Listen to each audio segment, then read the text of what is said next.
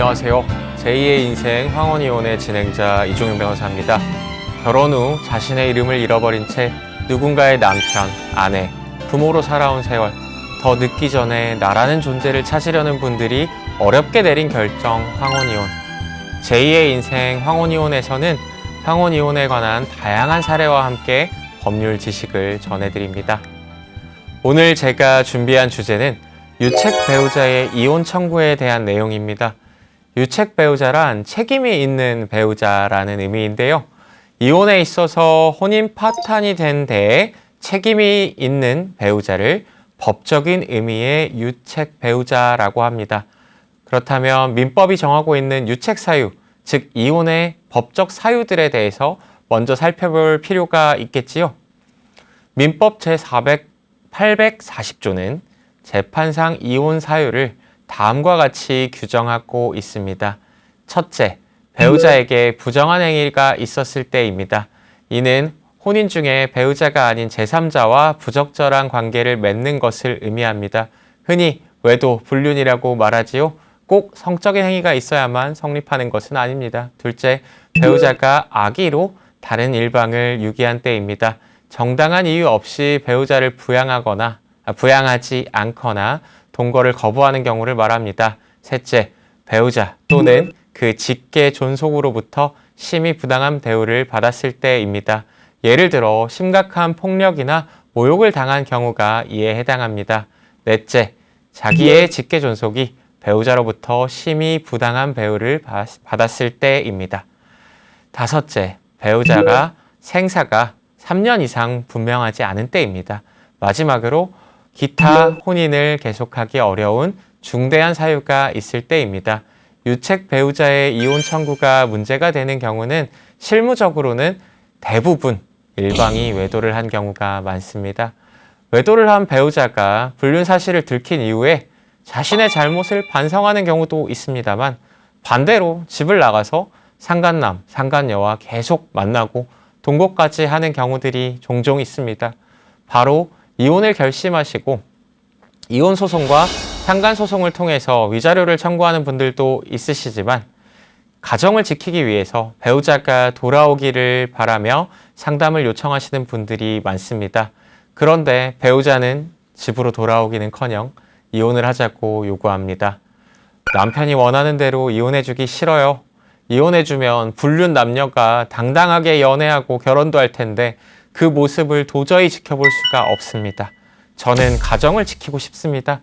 이런 말씀들을 많이들 하십니다. 두 사람 사이에 이혼에 대하여 협의가 되질 않겠죠. 적어도 이혼에 대해서라도 의견이 일치해야 위자료를 주든 재산 분할을 하든 이야기를 해볼 텐데 합의가 전혀 될 수가 없습니다. 그런 경우에 부정행위를 한 배우자가 이혼을 강력히 원하면 결국 상대방의 없는 유책 사유도 만들어서 이혼 소송을 제기하고는 합니다. 이렇게 잘못이 있는 배우자만 이혼을 원해서 소송을 제기하는 경우 그 이혼을 인정해 줄 것인지, 그것이 바로 오늘 주제인 유책 배우자의 이혼 청구입니다. 별거 기간이 길어지면 유책 배우자도 이혼 청구가 받아들여질 수 있다고 하던데 맞나요? 유책 배우자는 이혼할 수 없다고 하던데 사실인가요? 제게 상담을 오시는 분들 중 이런 질문을 하시는 경우가 있습니다. 황혼 이혼의 경우 혼인 기간이 긴 만큼 별거 기간이 긴 경우도 상대적으로 많습니다. 특히 이렇게 별거 기간이 길어지는 이유는 배우자 일방이 외도를 한 경우가 주로 있겠습니다. 상대방 배우자로서는 이혼을 해주면 외도를 한 배우자가 상간남, 상간녀와 계속해서 연인 관계로 지내고 또 재혼을 할 수도 있다고 생각하니 괘씸하고 화가 나는 거죠. 상간 소송만 계속 제기하고 상대방과 이혼을 해주지 않으면서 자연스레 시간이 흘러가 버리고는 하는 거죠. 사소한 갈등으로 집을 나갔다가 장기간 별거로 이어지는 경우도 있습니다. 그렇게 몇 년씩 시간이 흘러가 버리기도 합니다. 별거 기간이나 그 밖의 다양한 사정들로 유책 배우자의 이혼 청구가 받아들여질 수 있는 것인지, 과연 그렇다면 그 법적인 기준은 어떻게 되는 것인지, 실제 사례는 어떤 사례들이 있는지 오늘 한번 소개를 드려보겠습니다. 우리 법 체계에서는 이혼할 수 있는 방법이 총 3가지가 있는데요. 잘 아시는 대로 첫 번째는 협의-이혼, 두 번째는 조정-이혼, 세 번째는 소위 이혼 소송이라고 하죠. 재판상 이혼이 있습니다. 협의-이혼이나 조정-이혼은 두 당사자 간에 이혼에 대한 의사의 합치가 있어야만 이혼을 할 수가 있습니다. 즉, 두 사람이 모두 이혼을 원할 때에만 이 절차를 통해서 이혼할 수 있다는 것이지요. 두 사람 중 한 사람이 이혼을 원하지 않는 경우에는 이혼 소송으로만 이혼이 가능한데요. 이혼 소송에 있어서 2가지 법적 관점이 존재합니다. 유책주의 그리고 파탄주의입니다. 이해하시기가 조금 어렵지요. 제가 시청자 여러분들께서 이해하시기 쉽도록 조금 풀어서 설명을 드려보겠습니다. 먼저 유책주의입니다. 유책주의는 혼인 파탄의 원인을 제공한 배우자의 이혼 청구를 허용하지 않는다는 입장입니다. 쉽게 말해 잘못한 사람이 이혼을 요구할 수 없다는 것이죠. 이는 전통적으로 혼인의 신성함을 강조하고 배우자의 의무 위반에 대한 제재의 성격을 갖습니다. 우리나라 민법도 기본적으로 이 유책주의의 입장에서 이혼의 유책 사유를 규정하고 있습니다. 반면 파탄주의는 혼인관계가 회복할 수 없을 정도로 파탄이 되었다고 하면 그 원인을 누가 제공했는지와 관계없이 이혼을 허용해야 한다는 입장입니다. 현실적으로 파탄된 혼인관계를 법적으로 강제로 유지시키는 것이 오히려 개인의 행복 추구권을 침해할 수 있다는 관점이죠. 혼인 생활은 각자의 자유로운 의사에 의해서 결정되어야 하는 것이지 법률에 의해 강제적으로 혼인관계를 유지하도록 하는 것은 인간의 본질적 속성에 반한다는 것이죠. 자, 그렇다면 먼저 우리나라 법원의 입장을 알아보기 전에 외국에서는 이혼 제도를 어떻게 운영하고 있는지 한번 말씀드리겠습니다. 세계적으로는 파탄주의가 주된 흐름이 되어가고 있습니다. 우리와 이웃에 있는 일본만 하더라도 1980년대부터 이미 파탄주의를 도입했고요. 영국의 경우는 어떨까요? 영국은 혼인 생활이 회복할 수 없을 정도로 파탄된 경우 단 하나만을 이혼의 원인으로 인정하고 있습니다. 특히 5년 이상 별거 상태가 지속되면 이러한 파탄 상태로 거의 인정을 하고 있지요. 독일도 비슷한 입장입니다. 혼인 생활의 파탄 그 자체를 유일한 이혼의 원인으로 보고 있으며 부부가 3년 이상 별거한 경우에는 파탄 상태로 추정을 합니다. 프랑스는 어떨까요? 프랑스는 혼인관계가 완전히 파탄된 경우 부부 중 누구라도 이혼을 청구할 수 있도록 하고 있습니다. 미국의 경우는 더 진보적입니다. 2010년 10월 뉴욕주는 무기책 이혼법을 도입하면서 미국의 모든 주가 무기책 이혼 제도를 채택하게 되었습니다. 무기책 이혼 제도란 무엇일까요? 배우자의 잘못을 증명할 필요 없이 단순히 혼인 생활에 파탄되었다는 사실이나 일정 기간의 별거가 있었다는 사실만으로 이혼을 청구할 수 있는 제도라는 것이죠. 자, 그렇다면 우리 법원은 어떨까요? 아직까지 우리나라는 원칙적으로 유책주의를 따르고 있습니다. 우리 민법과 대법원의 입장 모두 마찬가지입니다.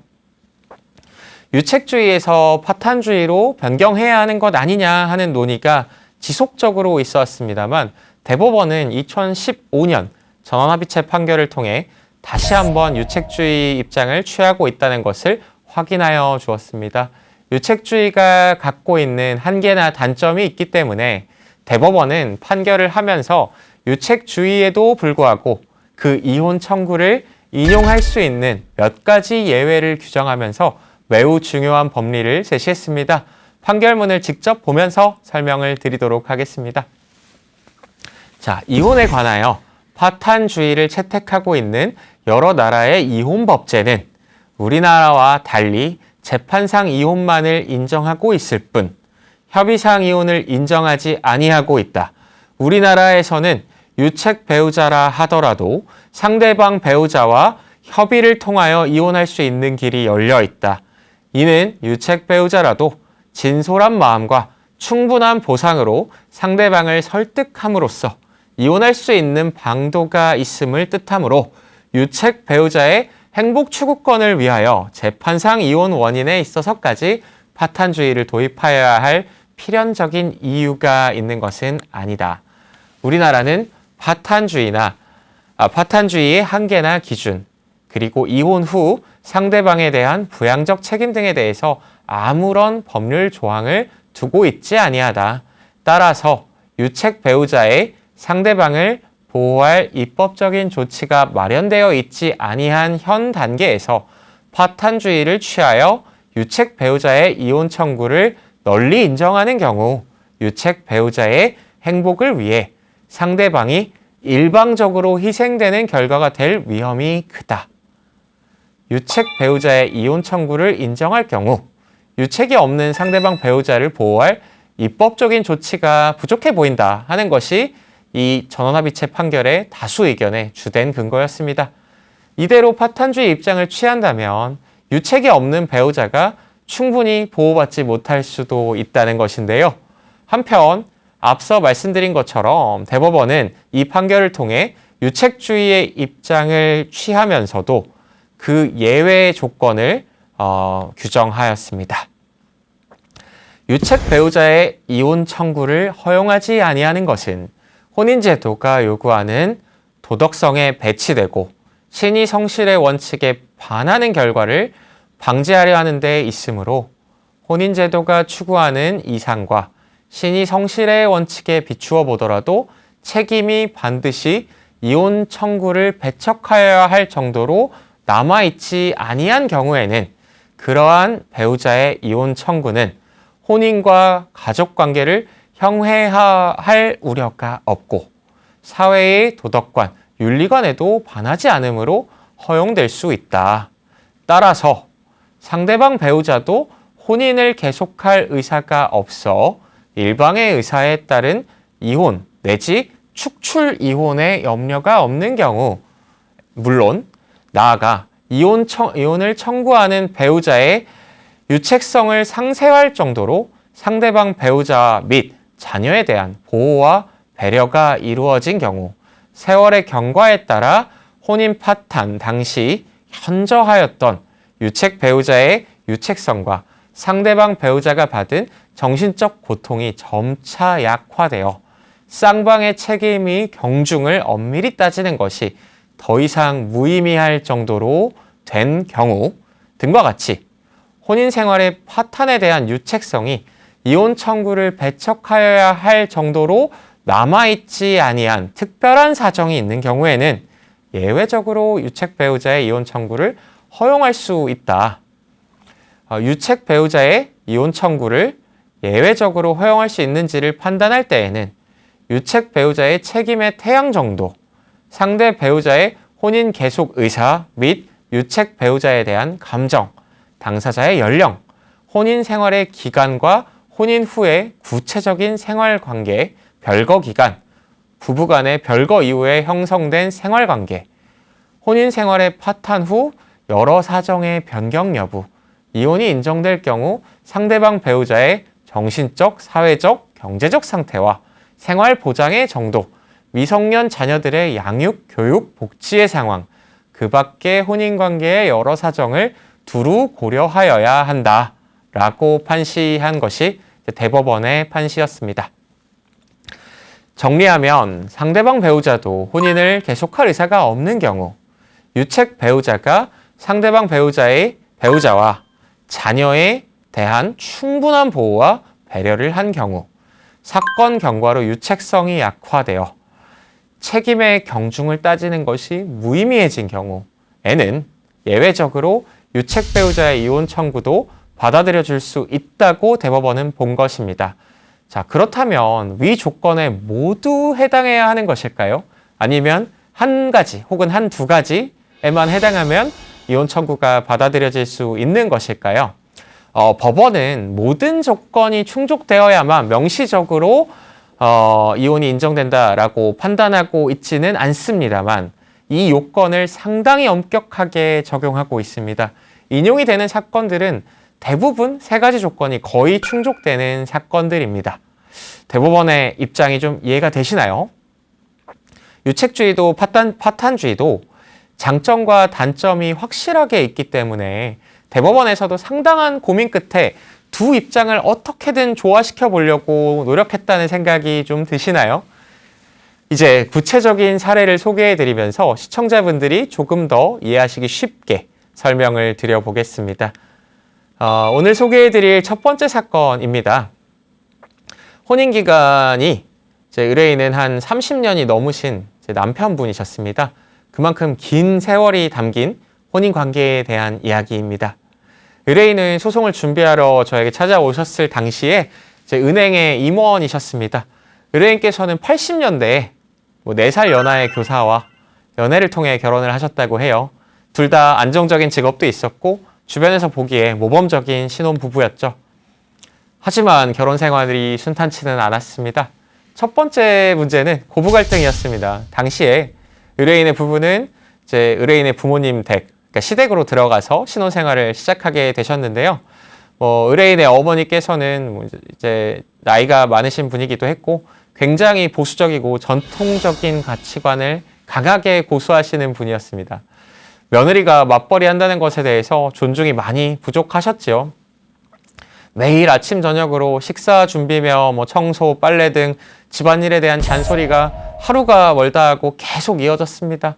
주말에도 시댁 대소사와 시부모님의 봉양을 이유로 의뢰인의 배우자는 사회생활과 가사노동, 시어머니와의 갈등으로 인해서 육체적, 정신적인 피로가 계속해서 쌓여갔습니다. 두 사람의 사이에 그래도 딸아이가 태어나면서부터는 육아에 대한 부담까지 더해지시게 되었죠. 솔직히 말씀드리면 이 시기에 의뢰인께서는 원만하게 잘 대처하지는 못하셨습니다. 아내와 어머니 사이에서 갈등을 줄이고 좀 조율을 했어야 되는데 우유부단한 태도로 배우자한테 어머니가 나이가 드셔서 그런 거니까 그냥 참아라, 이해해라, 네가 조금만 더 양보해줘라 라는 말만 반복하셨고 아내분께서는 사실 이제 시댁에 들어와서 살면서 자신의 고통을 유일하게 이해해 줄 거라고 믿었던, 기대했던 남편이 자신을 지지해 주지 않자 큰 우울감을 느끼시게 됐습니다. 결국 이 고부 갈등이 부부 사이의 균열로까지 이어지게 되었습니다. 의뢰인도 자녀가 태어나고 계속되는 어머니와 배우자의 갈등으로 더는 안 되겠다고 이제 생각을 하셨다고 해요. 배우자를 고려해서 이제 분가를 하셨습니다. 의뢰인은 이제 아내와 어머니가 따로 떨어져서 살게 되면 배우자도 더 이상 어머니에 대한 스트레스를 이제 안 받을 테니까 조금 더 부부관계도 회복을 하고 더 화목해질 수 있지 않을까? 그런 기대를 하셨다고 합니다. 그런데 이제 아내분께서는 그 시댁과 시어머니에 대한 어떤 한이 맺히셨던 것 같습니다. 분가를 한 이후에도 배우자분께서는 계속 의뢰인한테 시어머니에 대한 비난 그리고 당신이 그때 나에게 잘못했던 것에 대한 서운함을 반복적으로 말씀하셨고 아주 사소한 문제라고 하더라도 시댁에 대한 문제에 대해서는 극도로 좀 예민하게 반응을 하셨다고 해요. 의뢰인도 처음에는 이제 자신이 잘못한 것도 있다는 부분을 인정하셨기 때문에 배우자의 마음을 좀 이해해 보시려고 또 참아 보시려고 했다고 합니다. 근데 그래도 계속해서 상황은 나아지지 않았습니다. 의뢰인도 배우자가 이 정도면 히스테리가 아닌가라는 생각까지 들었고 두 사람의 관계는 갈수록 멀어져만 갔습니다. 부부관계가 소원해지는 상황에서도 두 사람은 딸에 대한 사랑으로 이제 두 사람의 부부관계는 유지하고 있었습니다. 그런데 더 큰 문제는 그로부터 몇 년 뒤에 불거졌습니다. 배우자와의 관계에서 이제 소위 행복과 만족을 느끼지 못하자 의뢰인께서 그만 직장 동료와 부적절한 관계를 맺게 되신 겁니다. 배우자는 그 사실을 알게 됐고 이로 인해 의뢰인도 당시 이혼을 각오하셨다고 합니다. 배우자의 지속적인 갈등과 다툼으로 결혼 생활에 지쳐있던 의뢰인이었기 때문에 차라리 잘 됐다는 생각도 드셨다고 하더라고요. 위자료랑 양육비를 지급해야 한다는 사실도 인지하고 있었지만 그래도 본인도 이혼을 하고 싶다는 생각을 하셨다고 합니다. 배우자는 이혼을 하자고 얘기를 했고 구체적으로 어떻게 이혼을 할 건지, 재산 분할은 어떻게 할 건지, 양육권과 양육비는 어떻게 할 건지에 대한 이야기도 오가셨다고 합니다. 의뢰인이 자신의 잘못을 인정하면서도 또 재산에 대해서도 충분한 배려를 하였기 때문에 원만하게 협의 이혼이 되겠다라는 생각을 하셨다고 합니다. 그런데 배우자분께서 돌연 이혼하겠다는 의사를 철회하셨습니다. 의뢰인께 당시 사정에 대하여 들어보니 배우자가 이혼 가정에서 성장한 분이셨다고 하더라고요. 본인이 이혼 가정에서 자녀로 살아왔다 보니 그로 인한 그 주변의 편견 어린 시선들 그리고 소문들 때문에 많이 힘들어 하셨다고 합니다. 실제로 의뢰인의 부모님도 그 두 분께서 결혼하려고 하셨을 때 장인 장모의 이혼 이력 때문에 두 사람의 결혼을 강력히 반대하셨었다고 해요. 그래서 배우자분께서도 그로 인해서 상처도 크게 받으셨던 적이 있다고 합니다. 그런데 이제 당시에 두 사람이 딸이 취학도 하기 전이었습니다. 이 배우자는 딸이 자신과 똑같이 이혼 가정의 부모 밑에 있는 자녀로 만들고 싶지 않다고 하면서 이혼을 못 해주겠다. 나는 이혼을 원하지 않는다고 입장을 바꾸셨던 거죠. 한편으로는 의뢰인이 이혼을 하고 재혼을 하지 못하게 만들려는 목적도 좀 있으셨던 것 같습니다. 의뢰인은 배우자와의 결혼 생활이 너무나도 힘들었고 자신의 외도를 알게 되고 배우자가 그 이전보다 더 자신을 비난하는 모습을 보면서 혼인관계를 지속하고 싶지 않았습니다. 결국 같이 살던 집에서 나와 별거가 시작되었습니다. 이혼을 강하게 원하였기 때문에 그 일이 있은 이후 머지않아 배우자에게 이혼 소송을 제기하였습니다. 앞서 말씀드린 법원의 입장을 이해하셨을 테니까요. 예상하신 대로 의뢰인은 유책 배우자였기 때문에 이혼 청구가 받아들여지지는 않았습니다. 법적으로 부부인 상태지만 같이 살지는 않고 교류도 없는 애매한 상태로 시간이 흘러갔습니다. 딸을 보기 위해서 종종 스치듯한 만남은 있었지만 두 사람의 사이는 남보다도 못했죠. 그래도 우리 의뢰인은 배우자와 딸에 대한 미안한 마음은 컸습니다. 의뢰인은 비록 같은 공간에서 생활하지는 않았지만 가장으로서 책임을 다하고자 최선을 다했습니다. 별거한 이유 딸이 성인이 될 때까지 한 달도 빠짐없이 충분한 양육비를 지급하였고 딸이 대학교에 입학한 이후에도 꾸준히 용돈을 지급했습니다. 또한 딸이 대학교 등록금도 의뢰인의 회사를 통하여 지원을 받았지요. 그렇게 의뢰인은 25년이 넘는 기간 동안 딸을 위한 지원을 아끼지 않아왔고 딸이 결혼할 때에도 결혼식 비용도 전부 지불하고 그 이외에도 한 1억 원가량 되는 돈을 지원해주기도 했습니다. 딸도 외도를 한 아빠를 어렸을 때에는 원망하기도 했지만 이런 의뢰인의 마음을 어느 순간부터는 이해하고 부녀관계도 애정과 신뢰가 쌓여갔습니다. 그 시간이 흘러 중간중간 이혼 소송을 다시 하는 것도 고려는 해보셨다고 하더라고요. 하지만 그 배우자가 딸을 걱정하는 마음이 의뢰인도 어느 정도 공감되었기 때문에 이혼하자는 언급을 하지는 않으면서 살아오셨다고 합니다. 그렇게 긴 세월이 지나가 버린 것이죠. 한편 의뢰인은 배우자와 별거를 한 이후 동거를 해온 연인이 있었습니다. 상대방은 의뢰인과의 결혼을 원하였지만 이혼 청구가 받아들여지지 않았고 배우자의 이혼에 대한 입장이 요지부동이었기 때문에 이혼하는 것을 포기하고 연인과 사실상 부부처럼 지내왔습니다. 우리 법에서는 중혼, 즉 중복되는 혼인을 인정하고 있지 않습니다. 그렇기 때문에 혼인을 이룰 수 없는 것에 대해서 의뢰인은 늘 미안함을 갖고 계셨다고 합니다. 누군가는 이러한 관계를 비난하실 수도 있겠습니다. 의뢰인이 어찌되었든 법적으로 배우자가 있는 상태에서 다른 사람과 연인으로 지내신 것은 사실이니까요. 그렇지만 의뢰인의 입장에서도 그러면 나는 이 긴 세월을 누구도 만나지 않고 살아야만 하는 것이냐. 내가 잘못한 것은 맞지만 이건 너무 나에게 법이 가혹한 것 아니냐 하는 생각도 들 것 같지 않으신가요? 이제 딸이 결혼까지 하고 행복한 가정을 꾸리고 나자 의뢰인도 이제 다시 이혼과 이제 새로운 결혼을 통해 가정을 꾸리는 것에 대해서 생각해 보시게 되었습니다. 심지어 별거 기간도 25년이 다 되어 가는데 인생의 마지막 장을 시작하기 전에 법적으로도 깔끔한 정리를 하고 싶어 하셨습니다. 배우자에게 이제는 이혼을 하자고 요청을 했습니다. 의뢰인은 세월이 많이 흘러서 배우자의 감정도 많이 누그러졌을 것이라고 이제 생각을 했고 그간 자신이 양육비나 생활비 지원에도 소홀함이 없었기 때문에 원만하게 협의 이혼이나 조정 이혼을 할 수 있을 것이라고 생각을 하셨습니다. 그런데 의뢰인에 대한 원망이 너무 크셨던 것인지 아니면 재산 분할에 대한 욕심 때문이셨는지 배우자는 여전히 이혼을 원하지 않는다는 의사를 피력했습니다. 결국 의뢰인은 어쩔 수 없이 다시 한번 이혼 소송을 제기하게 됩니다. 의뢰인도 오래전 자신의 과오는 인정을 합니다. 배우자가 있는 사람이 해서는 안 될 외도를 했고 어머니로부터 아내를 제대로 보호하지 못했던 것에 대해서 미안한 마음도 컸습니다. 그렇기 때문에 딸을 계속해서 지원하면서 아버지로서의 책임을 다하고 그를 통해서 배우자로부터 용서를 받고 자신의 잘못을 만회하기를 원했습니다. 이제는 의뢰인께서도 새로운 삶을 살 때가 되었다고 생각을 하셨습니다. 이 사건의 결과에 대해서 말씀드리기 이전에요. 몇 가지 생각해 볼 지점이 있는 것 같습니다.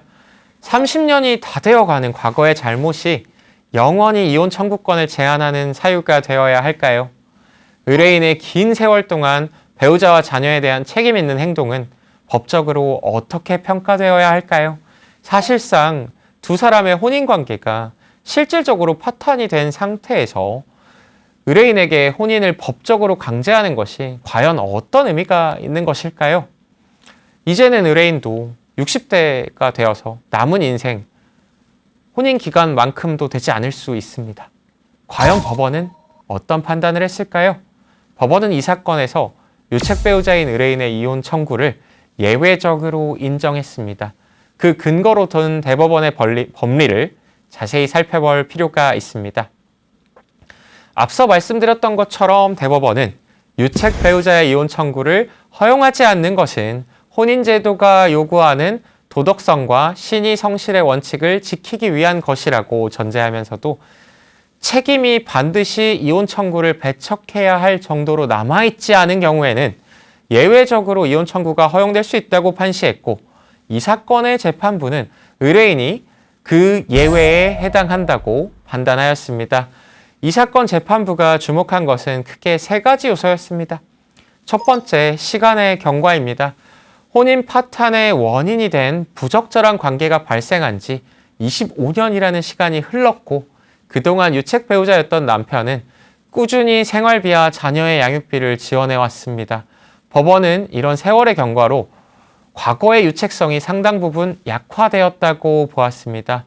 둘째, 혼인관계의 회복 불가능성입니다. 부부는 25년 넘게 별거 생활을 해왔고 이미 실질적인 혼인관계는 완전히 파탄이 된 것으로 판단했습니다.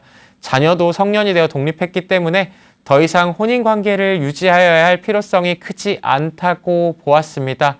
또한 배우자가 혼인을 지속하려는 진정한 의사가 있는지에 대하여도 의문을 표하였습니다. 셋째로는 경제적인 보장입니다. 의뢰인은 그동안 매월 꾸준히 생활비를 지원해왔고 그 금액도 점진적으로 증액해왔습니다. 자녀의 교육비와 결혼비용도 성실히 부담했습니다. 법원은 이러한 의뢰인의 경제적인 지원이 과거의 잘못을 어느 정도 상쇄할 만한 것이라고 평가하였습니다.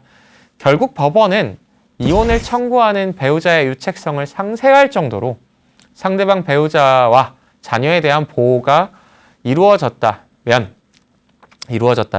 세월의 경과에 따라 혼인 파탄 당시의 유책성이 점차 약화되어 쌍방의 책임의 경중을 엄밀히 따지는 것이 더 이상 무의미할 정도가 되었다고 판단하였습니다. 판결문에 구체적으로 설시가 된 것은 아니지만 판결에 기재된 전후의 사실관계와 근거들을 종합해서 제가 느낀 점은 재판부가 60대인 의뢰인과 배우자, 양 당사자가 모두 남은 인생 조금 더 각자의 행복을 찾으며 살기를 바라는 마음이 있었던 것 같다는 것을 좀 느껴봤습니다. 재판부 역시 우리가 느끼는 것과 다를 것 없이 나이와 별거기간, 향후 삶에 대한 계획 등을 종합적으로 검토해서 이혼을 허용하는 것이 오히려 양측 모두를 위한 것이라고 판단하였다고 저는 보고 있습니다. 법원의 결정에 대해서 시청자 여러분은 어떤 생각이 드시나요? 의뢰인의 이혼 청구를 받아들여준 법원이 너무 쉽게 유책 배우자의 편을 들어준 잘못된 판단이라고 생각하시나요? 아니면 의뢰인의 인생을 생각한 현명한 결정이었다고 생각하시나요? 두 번째 사례까지 들어보시고 다시 한번 고민을 해보시지요. 두 번째 사례에 대해서도 이제 말씀을 드리겠습니다. 이번 의뢰인도 남자분이셨는데요. 이분은 결혼한 지 한 15년 조금 넘은 대학 교수님이셨습니다.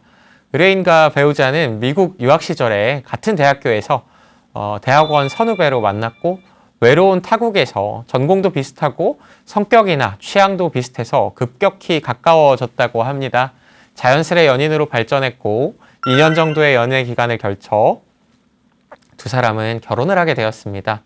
부부는 또 서로 학문에 대한 열정을 북돋으면서 서로 격려하고 또 서로의 학업을 배려하면서 학업을 잘 마무리했습니다. 학업을 마치고는 한국으로 귀국을 했고요. 평탄한 결혼 생활을 이어갔습니다. 의뢰인께서는 대학교의 교수로 임용이 되셨고요. 배우자께서도 상당히 좋은 기업의 연구원이 되셨습니다. 그 사이에 두 부부 사이에는 2명의 자녀도 생겼습니다. 자녀들이 초등학교를 다닐 즈음 의뢰인은 배우자가 이전과는 다른 행동이나 태도를 취하는 모습을 발견하게 됩니다. 같은 직장에 친하게 지내는 후배 연구원이 있었는데요. 어느 순간부터는 두 사람이 조금 심하다 싶을 정도로 계속 만남과 연락이 잦아지고 의뢰인한테 그 만남을 자꾸 숨기려고 한다는 느낌을 받으셨다고 합니다. 의뢰인이 배우자에게 이에 대해서 추궁하니까 배우자는 단순히 학문적 교류를 한 것뿐이다. 의뢰인이 과도하게 의심을 하는 것이라고 오히려 화를 내었습니다. 배우자는 자신이 준비하고 있는 연구 주제에 관하여 후배가 비슷한 연구를 한 경험이 있었기 때문에 조언을 받고자 한 것이고 자주 만나게 된 것뿐이라면서 의뢰인의 주장을 일축하였습니다. 하지만 시간이 지날수록 배우자와 후배의 관계는 단순히 학문적 교류 이상으로 발전했습니다. 의뢰인은 우연히 두 사람이 주고받은 문자 메시지를 발견하였는데요. 그 내용은 대단히 충격적이었습니다. 단순한 학문적이거나 일상적인 대화가 아니라 연인 사이에서만 있을 수 있는 애정 표현들이 상당히 많았죠. 더 큰 충격은 그 이후에 찾아왔습니다. 의뢰인이 계속해서 후배와의 관계를 추궁하자 처음에는 의뢰인을 의처증으로 몰아가던 배우자도 결국 불륜 사실을 인정했습니다. 심지어는 상대방과 이미 깊은 감정이 생겼다고 하면서 이혼을 요구했습니다. 양육권도 필요 없으니 아이들도 다 의뢰인이 키우라고 하면서요. 의뢰인은 두 사람의 부적절한 관계를 알게 되었을 때 크게 분노했습니다. 하지만 동시에 아직 어린 자녀들이 눈에 밟혔습니다. 자녀들이 한창 부모의 사랑과 보살핌을 받아야 하는 나이였기에 가정이 깨지는 것만큼은 막아야 한다고 생각하셨다고 합니다. 의뢰인은 배우자의 행동이 일시적인 일탈일 뿐이라고 믿고 싶으셨다고 해요. 갑작스레 알게 된 불륜 사실과는 별개로 아직 배우자를 사랑하는 마음도 남아 있었고요. 무엇보다도 힘들고 외로울 때 타국에서 동고동락한 배우자는 의뢰인의 인생의 가장 중요한 동반자였기 때문입니다. 그래서 의뢰인은 배우자가 잘못을 뉘우치고 가정으로 돌아온다면 모든 것을 용서하고 새로 시작하고 싶다는 마음을 밝히셨습니다. 이런 마음으로 의뢰인은 상간남을 직접 찾아갔고 상간소송을 진행하지 않겠다는 것을 조건으로 해서 더 이상 배우자 만나지 않겠다는 각서까지 받아내셨습니다. 이는 가정을 지키기 위한 의뢰인의 필사적인 노력이었습니다. 하지만 안타깝게도 이 각서는 아무런 효력이 없었습니다. 배우자는 얼마 지나지 않아 가출을 했고 그 후 상간남과 동거를 시작했습니다. 배우자는 자신의 아들과 딸임에도 불구하고 자녀들과 만나는 것을 거부하였고요. 자녀들과의 연락도 취하지 않았습니다. 의뢰인은 우선 두 사람의 관계를 단절시켜야겠다는 생각으로 상간남에 대한 손해배상 소송을 제기하셨습니다. 상간남에게 상간소장이 송달이 되자 배우자는 의뢰인에게 이혼을 요구해 왔습니다. 여전히 배우자를 사랑하고 있던 의뢰인이 이혼을 거부하자 배우자는 곧바로 법원에 이혼 소송을 제기했습니다. 의뢰인은 상간 손해배상 소송을 통하여 상간남에게 3천만 원이라는 비교적 다액의 위자료를 인정받으셨지요. 물론 3천만 원이라는 돈이 의뢰인의 정신적인 피해를 전부 보상하기에는 턱없이 부족합니다. 배우자가 제기한 이혼 소송에도 의뢰인은 유책 배우자인 배우자의 이혼 청구가 받아들여져서는 안 된다는 주장을 하셨고 법원은 배우자의 이혼 청구를 기각하였다고 합니다. 특히 충격적인 사실은 소송 과정 중에 밝혀진 배우자와 상간남 사이의 임신 그리고 낙태 사실이었습니다.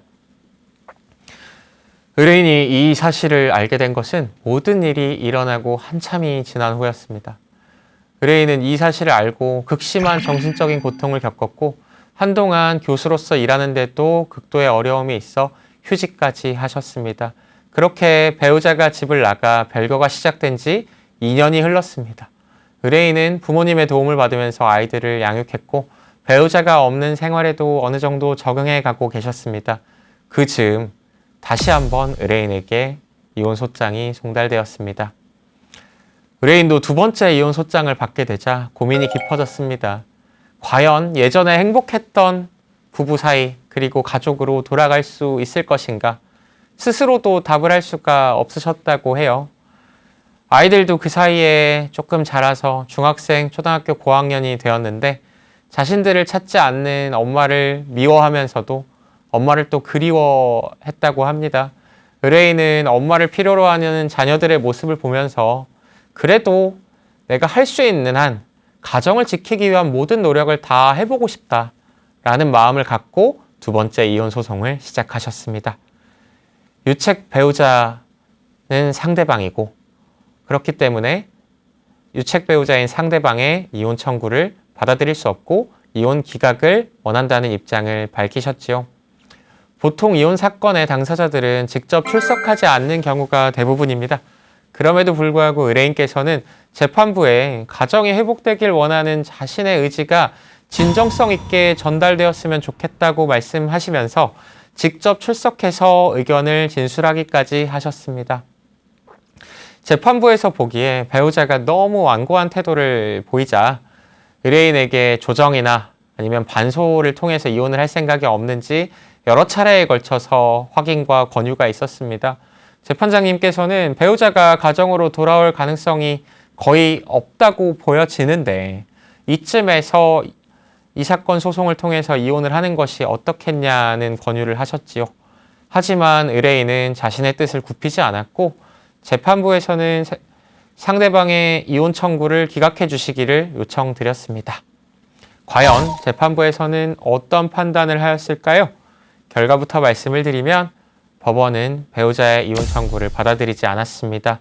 그 이유를 자세히 살펴보면 첫째, 이 혼인관계의 파탄에 대한 주된 책임이 배우자에게 있다고 보았습니다. 단순히 분류관계를 맺은 것을 넘어 임신과 낙태까지 이르렀고 각서까지 쓴 후에도 상대 남성과 동거하며 계속해서 부적절한 관계를 유지하였기 때문입니다. 둘째, 배우자는 자신의 잘못을 진정으로 반성하는 모습을 보이지 않았습니다. 오히려 여전히 상대 남성과 동거하며 이혼을 요구하였지요. 셋째, 별거 기간이 2년에 불과했습니다. 이는 혼인관계가 회복 불가능할 정도로 파탄되었다고 단정하기에 상대적으로 짧은 기간이라고 보았습니다. 넷째, 미성년인 두 자녀가 이혼을 받아들이지 못하고 있는 상태였고 이혼이 이루어질 경우 자녀들의 양육과 교육, 복지에 좋지 않은 영향을 미칠 것으로 판단했습니다. 다섯째, 의뢰인은 여전히 혼인관계를 지속하길 원하고 있습니다. 의뢰인은 배우자의 잘못에도 불구하고 자녀들을 위해 가정을 지키려 노력했고 배우자가 잘못을 뉘우치고 돌아온다면 기꺼이 용서할 의사가 있다는 점을 분명히 했습니다. 배우자가 외도를 한 것을 알게 된 경우에 재산 분할을 해주기 싫어서 상간남, 상간녀를 괴롭힐 목적으로 본인도 이혼을 원하면서 이혼 청구를 기각해달라는 입장을 취하는 경우도 많습니다. 이러한 경우에는 외형상 혼인관계를 지속하고 싶다는 입장을 보이더라도 법원은 혼인관계를 유지할 의사가 없다고 판단을 하기도 합니다. 그러나 이 사건에서는 의뢰인의 진정 어린 의사가 재판부를 통하여 인정된 것이지요. 재판부는 이러한 사정을 종합적으로 고려할 때 이 사건에서는 예외적으로 유책 배우자의 이혼 청구를 허용할 만한 특별한 사정이 있다고 볼 수 없다라는 판단을 하셨습니다. 물론 아무리 법원에서 의뢰인의 편을 들어준다고 하더라도 배우자가 집으로 돌아오지 않는다면 가정이 회복될 수는 없습니다. 다만 적어도 재판부는 아직까지 이 가정이 회복 불가능한 정도의 상태는 아니라고 보면서 의뢰인의 손을 들어주었습니다. 자, 그렇다면요. 의뢰인의 바람대로 이 가정이 과연 회복되었을까요? 그렇지는 않습니다. 소송 이후에도 배우자는 가정으로 돌아올 생각이 없다는 입장이 확고했습니다. 판사도 변호사도 법적으로 이혼이 되지 않도록 해줄 수는 있습니다만 결국 사람의 마음을 강제할 수는 없으니까요. 의뢰인도 결국에는 이혼을 할 수밖에 없겠다는 생각을 하고 계십니다. 그러면 다시 소송을 제기해야 할 수도 있습니다. 두 사람 사이에 3번이나 이혼 소송을 해야 하는 것은 너무나도 소모적이고 정신적으로 힘든 일이기도 하지요. 이런 측면에서 보면 재판부에서 권유했던 것처럼 상대방의 이혼 소송에 반소를 제기하고 상대방의 부정행위에 대하여 위자료도 인정을 받고 자녀들의 양육비도 청구하는 것이 효과적이지 않았겠나 하는 생각도 듭니다. 효율적인 문제 해결도 물론 중요합니다만 이 사례에서 법원은 의뢰인의 의사를 더 존중해 주었다고 보아야겠지요. 적어도 유책이 없는 배우자가 이혼을 할지 말지에 대해서 충분하게 숙고하고 자신이 원하는 때에 원하는 방식으로 또한 자신이 입은 피해에 대해 정당한 보상을 받으면서 이혼할 수 있도록 해주었다는 측면에서 이 사건 판결과 대법원이 여전히 원칙적으로는 유책주의의 입장을 유지하고 있다고 보아야겠습니다. 두 가지 사례를 대비해서 보시면 법원의 입장을 조금 더 잘 이해할 수 있으셨지요? 이번 화를 통해서 우리는 유책 배우자의 이혼 청구에 관한 법원의 신중한 판단 기준을 살펴보았습니다. 단순히 혼인관계가 파탄되었다는 이유만으로 또는 별거 기간이 어느 정도 지났다는 이유만으로 이혼이 쉽게 허용되지는 않는다는 점을 확인할 수 있었습니다. 특히 혼인 파탄의 주된 책임이 이혼을 청구하는 배우자에게 있는 경우 법원은 더욱 엄격한 기준을 적용하고 있습니다. 주목할 만한 점은 법원이 별거 기간의 길고 짧음이 아니라 혼인 파탄 이후 당사자들의 태도를 중요하게 고려한다는 것입니다.